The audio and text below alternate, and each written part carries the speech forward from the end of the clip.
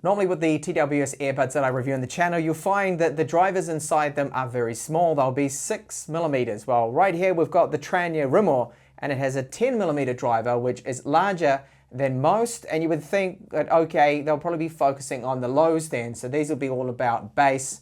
But surprisingly, they aren't. You'll find in the box, like other brands that I review, 2 extra large tips and then 2 extra small ones, or small sized. So they do come with the mediums pre-applied, and I find that they give me a good fit. We get a little guide, and also right here you can see 15-month warranty if you register the product, otherwise the box says it's 12 right here, and a USB to Type-C cable for charging. So you just use your USB charger to charge them. You've got that with your phone probably, and the case will take 2 hours to charge them, giving you 4 additional charges, and the earbuds themselves will take 1 hour. So you get about 5 hours of runtime, and then the additional 25, so 30 in total. So the case is a very good size, and it does weigh 54 grams with the earbuds in them. The earbuds themselves weigh only 4 grams each, so super light.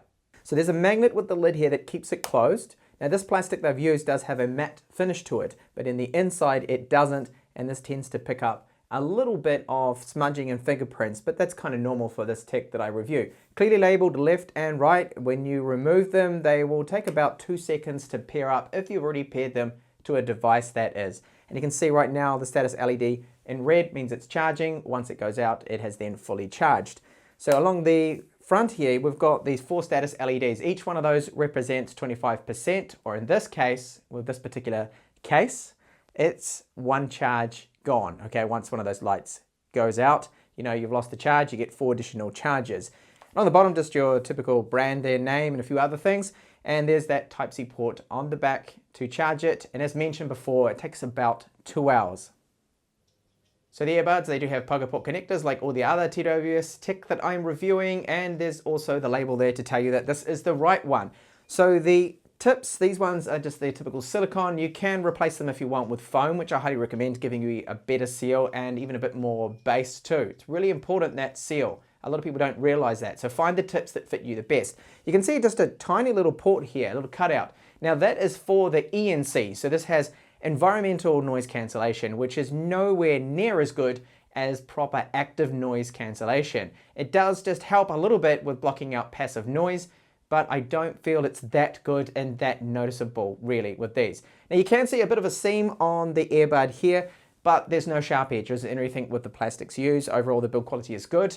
We've got the logo on the back here, and you can see that status LED flashing. So this is not a physical click-in button, sadly. I prefer for controls the clicky type button because it works 100% of the time. With the touch, I find that when you tap it, it's not always working 100% of the time. Just now and then it won't register for me, which is a little bit of a pain. Okay, so just how do they sound out of the box? This is the default sound profile that they've used. The way they've tuned these with the 10mm drivers, I thought, they would have tuned them favoring bass just like everyone else does. The often common error that a lot of people make is, wow, these have got great deep bass, they're amazing, they're sounding, but then you find that the mids are muddy, the highs are not very crisp, they're just not good, but these ones, very, very good. So if you're a bass lover out there, you like your R&B, you like your hip hop, rap, then you're probably going to be disappointed with the bass out of these. Now it doesn't distort, which is great, but I find it is actually a very good balance of bass. But to me, these are more leaning towards people that like genres like rock. This is where you really hear the difference with these, that the highs are great. You're hearing the individual instruments, soundstage is good, vocals come through clear, and the bass, I'm not saying it's underpowered, the bass to me just seems to be very well balanced. So to my ears, really good instrument separation there. That's not to say that you can't just go into your favorite MP3 player, your media player, and decide, okay, I'm gonna go and just boost up the lows. Then you will have some heavy bass coming through, and in my experience so far, I've been pushing it right up the bass a little bit, that it doesn't distort. But I'm actually happy just to keep this on a complete flat default equalizer, not even mess with it, because out of the box, I think they sound really good. So this audio is really quite bad. It's very muddy. These are in fact worse than the Holly High EA2s that I just recently reviewed, which are even cheaper than these headphones. So you can hear from that it's a definite weakness, that this does not have great call quality to me. Most of them don't. If you want the amazing call quality, go for ones that have 4 mics in total normally, so you get 2 on each earbud. So what about the latency? Is there any noticeable lag when watching video content? And thankfully, no, it syncs perfectly with people's mouths. So if you're really sensitive to that, these earbuds are great in that regard. Okay, so I want to talk a little bit about the fit and the comfort of these. That they're very light, and yes, you do get some noise reduction, but that environmental noise reduction, I think it's more of just a bit of marketing really for people to go, oh, hang on, that's going to have active noise cancellation, or think it's something similar, but do not make that mistake, because these are marginally better than the typical passive noise reduction you will get from any other TWS earbuds that I have reviewed in the channel. Now the microphone quality, terrible. It's quite muddy, there's a little bit of interference. This, unfortunately, is often the case, unless on the box you see that they state crystal clear or great call quality with 4 microphones, then you've got some active noise cancellation. But these mics, not really good. You always have to factor in, look where the microphone is. The microphone is here. When you're talking on your phone, the microphone is there, a lot closer. And of course you get that compression via Bluetooth, and it just seems to be using a very, very small mic in there, so poor quality. So not for your Uber drivers out there, or your people that are of course just using them all the time. So mono mode, that is working. If you just want to power on one, you've got that option there. Now, do they fall out? I haven't had them fall out on me, but I just have to say that they don't give me a huge, huge amount of confidence like some of the others do, which I feel like, oh, they're never going to come out.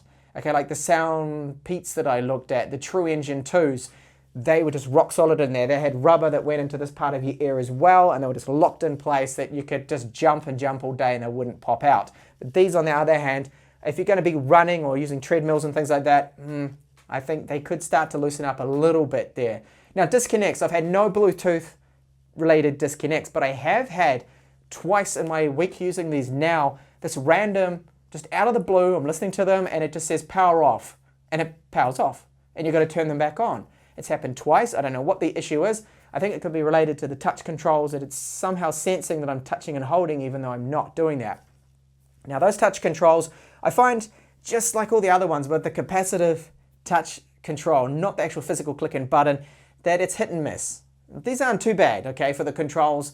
And you've got, of course, your Google Assistant, Siri if you want that as well. So, but where these do actually shine for the price that you're paying, so they're selling for about $40 US, is the audio output. They haven't gone too heavy on the bass, so some people will be disappointed at that. So if you're a huge bass lover, you love to really hear that powerful thump in there, those big lows, probably not the one to go for, even though it does have the 10mm driver. Not to say it's bad though, you can actually just crank up a little bit the lows using an equalizer in your favorite audio app and they will sound good to me.